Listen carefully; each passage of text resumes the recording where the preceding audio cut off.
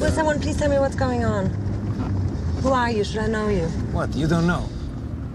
He's a Niki Lauda, Formula One driver, and he just signing with a Ferrari. Him? Yes. Impossible. Why? Why, you know, Formula One drivers. They have long hair, are sexy. Their shirts are open to here. Thank you. Yes? Anyway, look at the way he's driving like an old man.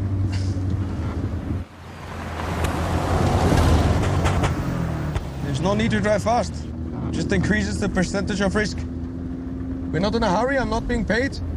Right now, with zero incentive or reward, why would I drive fast? Because I'm asking you to.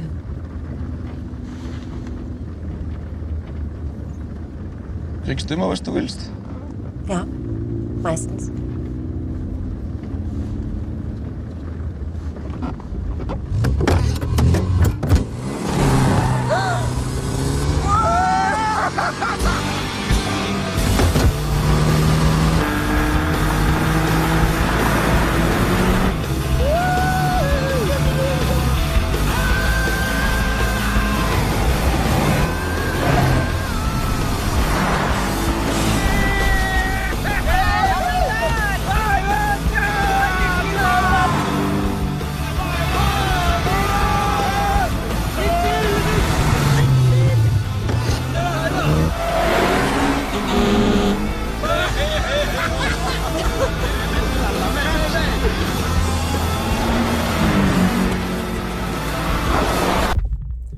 What's up, class? This is speech day. This is 5 reasons why you would want to drive a manual.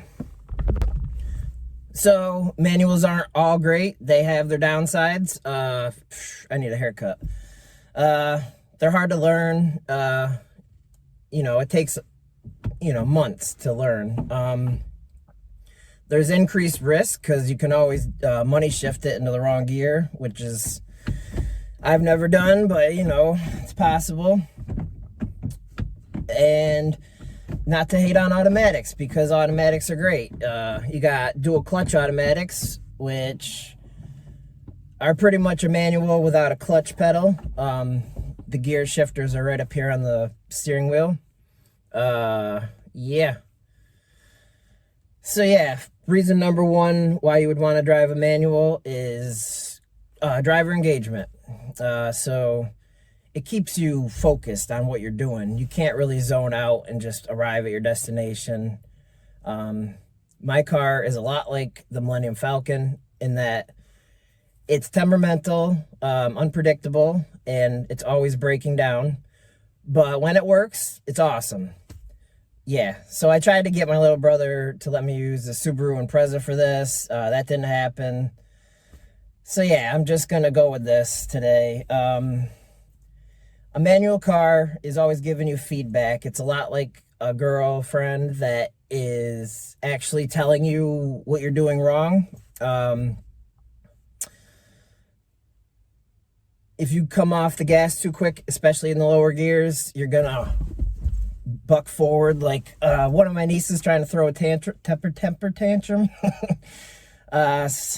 It forces you to respect the car. You can dump the clutch all you want, but you're going to eventually damage the transmission, the clutch, the drivetrain in general.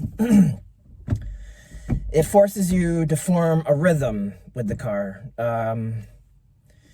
Your rhythm, its rhythm, you got to match everything up. You're always matching the engine with the drivetrain. But your personality, the car's personality, it eventually starts to sync. So the story goes, my mom and dad used to only be able to get me to sleep when I was a baby by taking me for rides in my dad's IROC Camaro. And as soon as they'd shut the engine off, I'd start screaming again.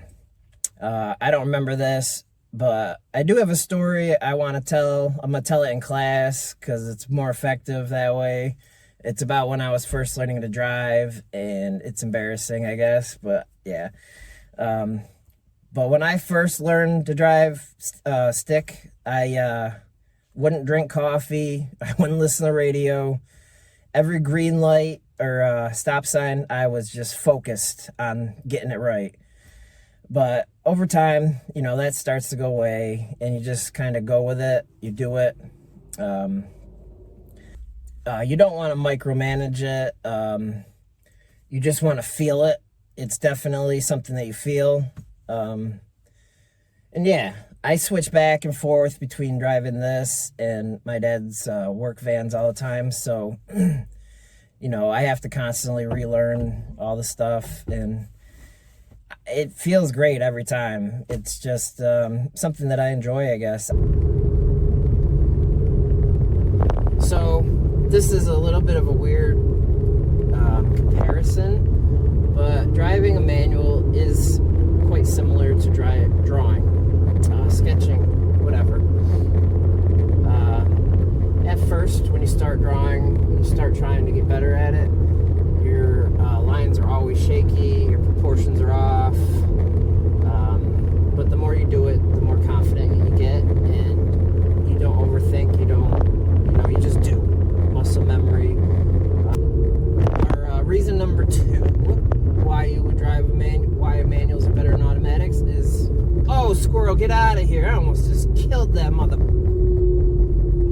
That squirrel was suicidal. I did not hit him, if you're wondering. I almost did, though. Jesus. Emo squirrel.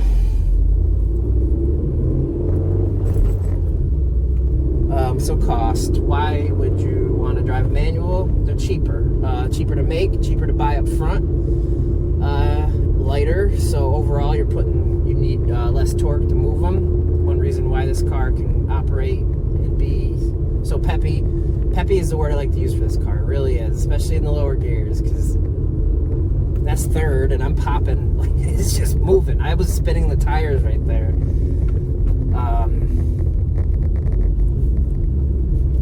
So yeah. So our classmate Maximus, not to put you on the spot, my man, but he drives a really cool Mercedes, and I only bring that up because I'm a big Mercedes fan. You can tell by how many animals I've named Mercedes. Yeah. So his car, if it's a automatic, probably has an extra 100 to 150 pounds on it compared to this, because automatics weigh about 200 to 250 usually, whereas my transmission I think only weighs about 100 pounds. The average for manuals is 150, so it's at least a 100-pound difference, and over time, as you can imagine, that weight is going to make you use a lot more gas, spend a lot more money. You can short shift, which is where you shift at a lower RPM into a higher gear, so you're not revving it all the way up. You kind of have to have momentum to do that, though, or know exactly how to, because you'll bog the engine down if the RPMs fall too much. Something goes on an automatic transmission, you're likely going to have to replace the whole thing. But you can replace individual parts of a manual transmission. You can change out the clutch. I don't know who was driving that car. There was 2 dogs. Anyways. You can also know when something's going to happen. Because the car is always talking to you and you're engaged with it, you're part of it, the process, you're more aware of something that's going to come, a problem that's going to happen in the future. And that can save you tons of money. For a college student, money is very important to me. So this car, being a compact economy car, whatever they call them, made it the perfect car. And that it's a manual makes, little drives like this awesome. I can do so much more. You could drive an automatic hard. It's just not the same. It really isn't. And until you do it, at least be in the car with somebody. Like, I'm not going to try to think of an example on the spot, but I've drove in some cool cars, and it's something that you'll never forget. But yeah, cost, money, the big green, whatever. reason number, I'm just skipping around. Hidden benefits. So learning to drive on manual is always going to make you a better driver because you're forced to learn things that you wouldn't in an automatic. You can't tune what you're doing out. You have to be, engaged, or you're going to downshift, you're going to money shift it into first or something like that. It's something to be proud of. So few people know how to drive it nowadays, and once you learn, it's something you can always say you know how to do. Also, you go to any other country, mostly European countries, Middle Eastern, actually, yeah, all countries besides America, I think. Manuals are actually slightly more popular than automatics. So if you go to England, Italy, and you rent a car, you're likely going to have to know how to drive a manual to get around. And so it's a good skill to have. It teaches you a lot in the process too. Snow driving. You can control the torque, so if you need to feather the throttle to get going, you can do that. Automatics, you have a little bit less control in the lower gears. It's harder to just gently go forward. And that's another thing. If you get stuck, you can always rock the car back and forth by putting it first in reverse, or you'd probably go to second reverse in that case. One thing you can do in a manual that you can't do in an automatic is, what do they call it? A pop start?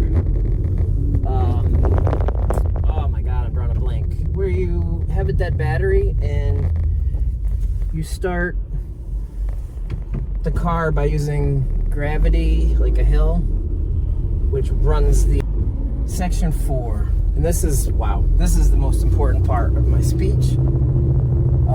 And the best argument I can make for this is to watch my face during this speech, because it takes something that you spend so much time throughout your life doing and turns it from a chore to, make sure I'm in first here. Woo! That bump is crazy.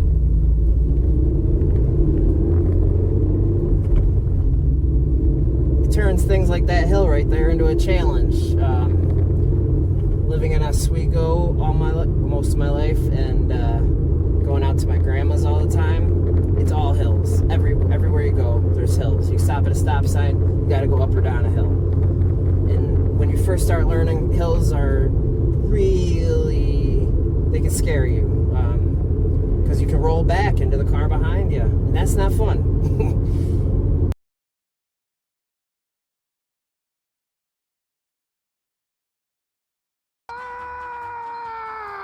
Why won't you talk to each other? Talk! Talk! Talk! Talk! Talk! Talk! Dennis Reynolds. D-E-N as in Nancy. License plate. B as in boy. S. X 355.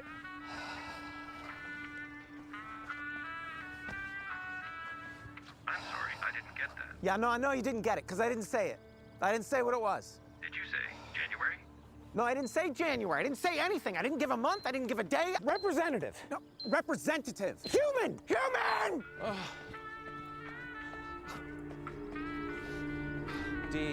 D-E-N as in neighbor. I-S. Dennis Reynolds. D as in deliver me from this. E as in engage with human. N as in nightmare. N as in nightmare. I as in is this real? S as in somebody help me! There has to be a way to open this goddamn car! How do I open the car? Dennis Reynolds. D E N is in never ending. Thank you. N is in